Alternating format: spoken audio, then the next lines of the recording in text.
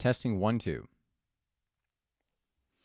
What's going on, guys? A little bit of an inspiration here. This is kind of, think of it more of a wake up call than anything else. And this has to do with a quote that I had seen on LinkedIn. And the quote was this: 90% of people end up living their lives and then dying with regret. The number one regret of the people who are on their deathbeds is that they wish they had lived a life that was true to themselves and not a life that was expected of them by others. This one is called Before I Die. The worst thing we can do is live a life that is expected of us rather than being true to our hearts. This is something that I feel confronted with on a daily basis when I think of what is expected of me as a son, as a sibling, as a business owner. But hopefully by the end of this podcast, my intention is to connect you with that desire, that little thing that's stirring deep inside your heart that maybe you had been putting off, or maybe you'd been quieting that voice.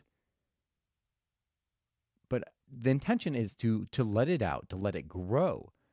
Because by doing so, it'll bring energy, it'll bring like vitalization to your life. It'll bring excitement to your life.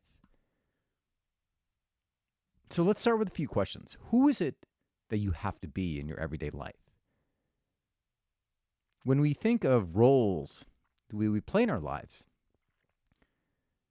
often there are things that we feel like we have to abide by, roles we have to play. So if it is a coffee roaster, for example, like this is one that I had to deal with, feeling that I had to be this third wave kind of people. I had to get the fedora, I had to wear the vest. I'm joking about that, but in terms of how things were being done in the coffee industry, I felt like I had to abide by this strict set of rules.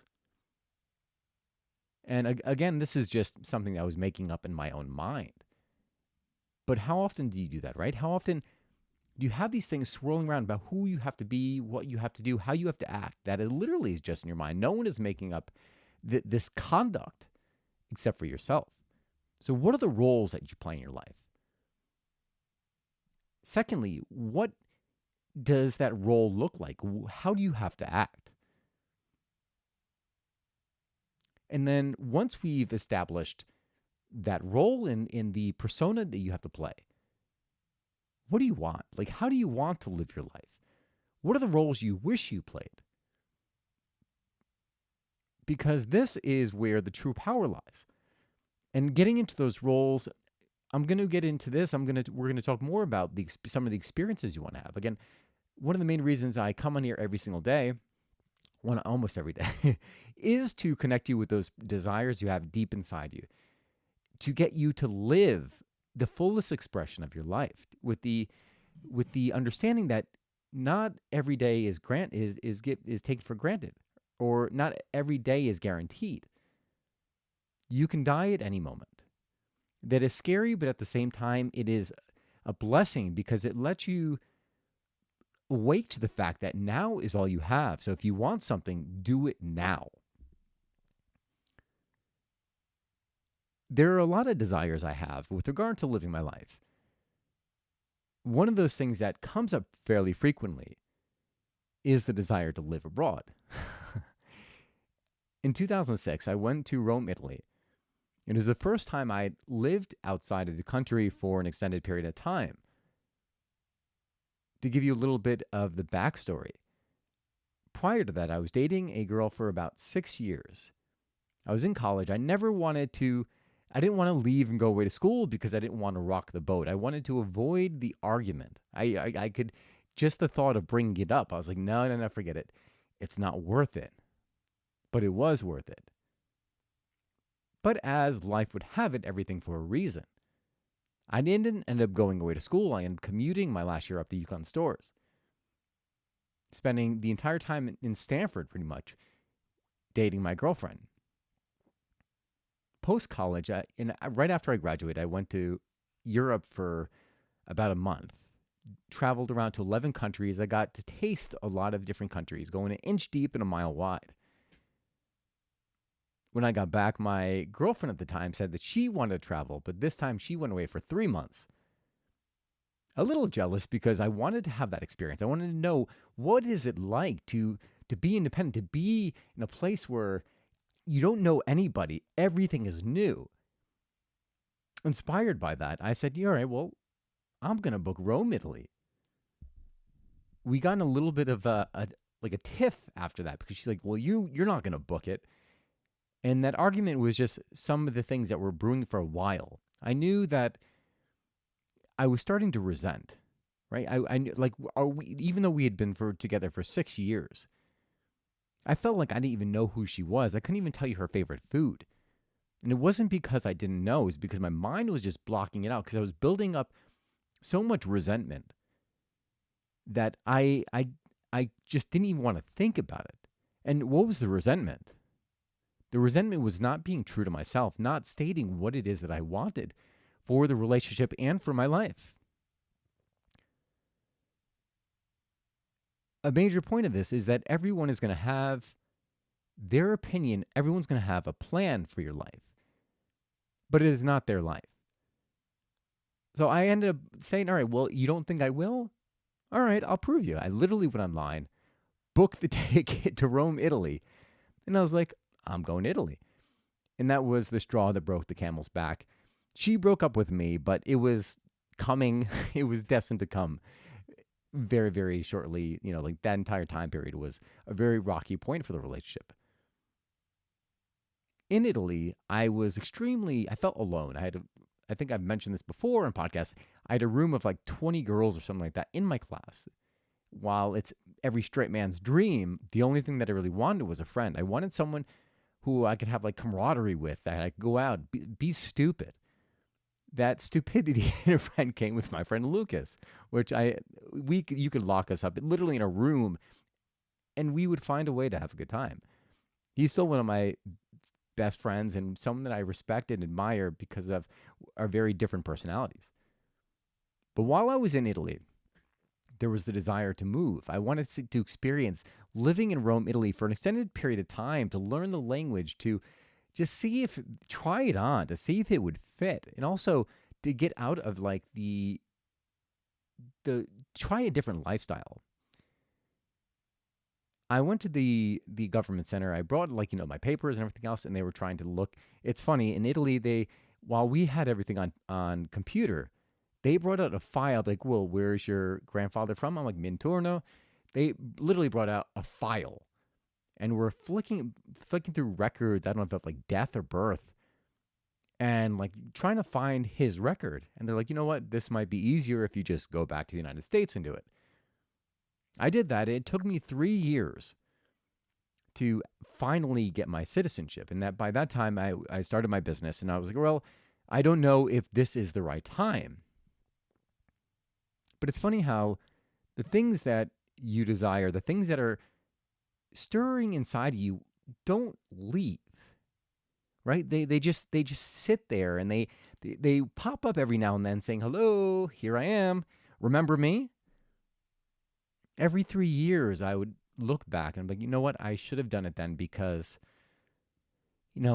I could have done it, but now I'm too far in. And then 3 years would pass, and I'd be like, oh my God, I should have done it then 3 years earlier, because now I feel like, it was like a sliding scale. 3 years would pass, and I would look back wishing I'd done it 3 years earlier. So it's like, all right, well, what gives? It's the desire that was stirring inside of me. So now, more than, I don't even think it's like 20, almost, well, not quite 20 years later, that desire is still there. And I just came back from Italy. I was there with my sister. And now all of these things are starting to stir again. When I was in Italy, I had the inspiration, like, you know what? There's nothing holding me back. Winter's my slowest season. Let me go. And I made arrangements within my business to operate so that I can be away for an extended period of time. With Cold Roman, it's not that easy yet. But for the roasted coffee, I've pretty much made it so I could step away, have everything done, and then come back whenever I need to. So having set that up, when I was abroad, that that stirring of desire started to happen. And when I was there, I was like, well, you know what? Yeah, why don't I just move here? I could work on coffee. Like, I could do like a document the coffee from southern Italy all the way up to northern Italy, talking about the best cafes, where to go for the best cup of coffee, and even improve my craft. Like, I know a ton about espresso, like, probably more than anyone listening to this, and most of the people I know, to be truthfully honest with you. But when it comes to actually roasting for espresso in the method of the Italian roasting style that I like, I have no clue. Not to say that I couldn't figure it out like many other things. So I just literally put in the time, the money to test out all these different rows. I can figure it out. I'm 100% confident in that. But it's still something that I desire. And so I'm like, well, I could go to Italy. I could I could study this and it would be fun. Um, and with all these things coming in, all of a sudden now all the fears start to come in. Well, what if I don't meet people? What if I don't have money coming in? And oh God, what if I go there and I don't enjoy it? you know, so you could see, where the desire started, but yet all of a sudden you're literally poo-pooing on all your dreams. One of the things I want you to come away from the story is noticing that there was a desire, but then also noticing the counterbalance, right? We talk, manifesting is the big thing right now. What you don't realize is that what you're manifesting is the exact opposite. These worries are the manifestation of the thing you don't want, and they're preventing you from getting the thing you want. But with death, right? Let's bring it back to the original title of this episode. Death is a reminder that everything is finite, that there is nothing else to fear, because in the end, you really have nothing. Death is the final destination, right? So anything that could go wrong, it's nothing, right? You could rebound from anything, because until you're in the ground, that's when it's over. But before then, you could rebound from anything. Anything is possible, as long as you're willing to reach for that dream. So looking back at the experience, I was like, all right, well, what if I had the best time of my life? What if I made friends like I do in all my travels that I'll have for the rest of my life? What if I learned the craft of roasting Italian espresso? What if I got even more inspired and I created something even bigger than I could ever have imagined, because I was willing to take this trip? That is the truth, right? Because whatever you're putting out there, whatever you're looking for, that is what you are going to receive. Isn't it true? There's been times where I would look at someone and perhaps they have this like look on their face, or I'm projecting that they're going to be a mean and miserable person, that the experience was going to be an awful one. Something in customer service. All of a sudden, I realized that, well, wow, this was just a filter I was putting on it. Give you an example of this. So I just purchased a wake up alarm clock. It's like one of the ones that mimic sunlight. So before you wake, like say your alarm is at 6 o'clock, a half an hour before, the light starts to get brighter and brighter and brighter and brighter. So this way you wake up slowly without that jolting alarm. When the guy sent me the tracking code for this alarm clock, and I looked, he said, hey, I just want to send you the code. Here it is. And I had paid him on Venmo. So there was no way, if it was a fraudulent thing, if he wanted to steal my money, he totally could have. Because, he's like, well, I only do Venmo. I was like, well, how about PayPal? At least, this way it's secure on both ends. He's like, nope, only Venmo. So I said, okay, I'll trust him. And I paid him on Venmo. He sends me the tracking code, and I get the tracking code. I'm looking at it. I'm clicking it in, waiting for it to update, and it says, package not yet received. So I'm like, well, how the hell he just send me it? Hasn't the package been received yet? So the first thing I thought of is like, this guy he's stealing my money. And then I went to his profile and I was looking at pictures to see, well, is he trustworthy? And I was finding every reason as to why I thought he wouldn't be trustworthy. I get home today after dropping my car off for some maintenance, and I see a package on the floor. I'm like, all right, I didn't see this. Maybe, I don't know when this got here. I look down and I see that it has my name on it. And it is the clock that I ordered. Funny. I was building this story in my head that was so far from the truth. And it was just a construct of my mind. But how often do you do that to your dreams? So what I want you to gather from this is that there is only now, right? To put off your dreams that you may not be able to do some of them, right? You might have dreams to, like I said, travel Europe, right? Maybe it's not possible in this exact moment, meaning like maybe you can't move tomorrow because there's odds and ends that you have to tie up. But maybe next year or the year after that, and you could start taking the steps, making the plans to get there, right? Having a little milestone set up. What I want you to gather from this is to listen to your heart, to follow it, and look at your life. Like, be at the end of your life, right? You are on your deathbed, ready to kick the bucket, looking back at everything. What is it that you're going to regret? If there's something in your mind that you want to do, ask yourself, am I going to regret not doing this? Sometimes it's not even, maybe it's just saying, well, am I not going to regret, am I going to regret doing it, right? Like going to Europe, like I've never regretted a single trip because every single thing has guided me further on my journey. Going to Europe right now, like when I think about it, I was talking with a friend at the gym and he was like, well, dude, he's like, you're single, you have no children, and your business gives you the flexibility and freedom to do it. What the hell are you doing? you know? And I'm like, oh man, when he phrased it like that, I'm like, oh, of course. Well, why wouldn't I do it? And then the only thing holding us back is fear. Fear is the only thing that's going to hold you back. The what ifs. But here's the truth of the matter. The truth is that whatever it is you want to do, if it's a big, I mean, it could be something small, right? Maybe you want to start your own business. The what you're currently doing is always available to you, right? You could always, if I move away and then I come back, Stanford's not going anywhere, and Stanford's not going to change. If you want to start that business, right?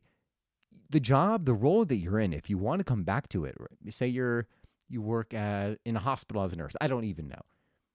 You could always come back to that role. It's not going anywhere, right?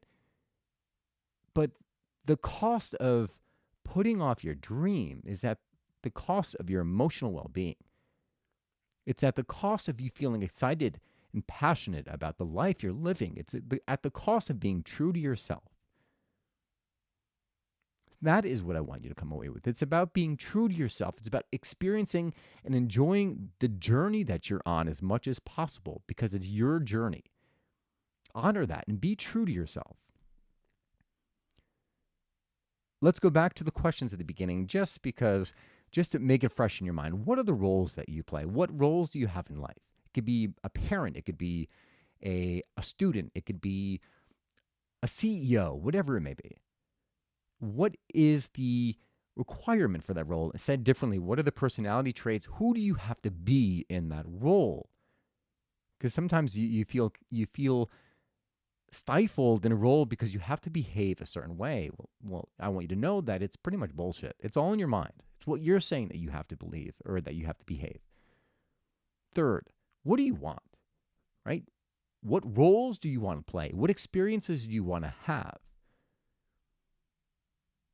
And then just feel into that feeling. How does that feel? How does that make you feel? Do you feel alive? Do you feel more empowered? Because now you break in out of that mold that you had put yourself in. This is where you belong. So I hope by listening to this, I'd stirred some desire in you, that in some way I made you think of the things that you promised yourself, the things you want to experience before you die, right? Death, I was just listening to Steve Jobs' Stanford speech back in 2005. And it pretty much said that death is our friend, but it's the reminder that this is the only moment you have. And when you think about failing, when you think about all these other things, they pale in comparison to death. Death is the end all, right? As long as you're still alive, you can do whatever you want as long as you're willing to reach for it. I hope you enjoyed this podcast. I hope it inspired you to make some changes, to have some experiences in your life. If you enjoyed this, please consider subscribing. You can ask a question or comment by visiting my website at www.donnyraus.com. Again, DONNYRAUS.com. Thank you so much for tuning in. Thank you. I know this was a little bit, this feels, I don't even know how much time has gone by, but this feels a little bit longer than some of the other podcasts I have done. And I want to thank you for staying with me, for tuning in and allowing yourself to just listen to the questions I'm asking you, listen to my own life story, so that it may stir that desire and you may question your life path, so that you may, if you need to, correct and go and follow your own true life path, the things that you really want. So I praise you for that, and I want to say thank you so much for tuning in. I hope you enjoyed this podcast. God bless. I will see you next week, and remember, you only get one life. Live it. Thank you very much, and I will see you again next week.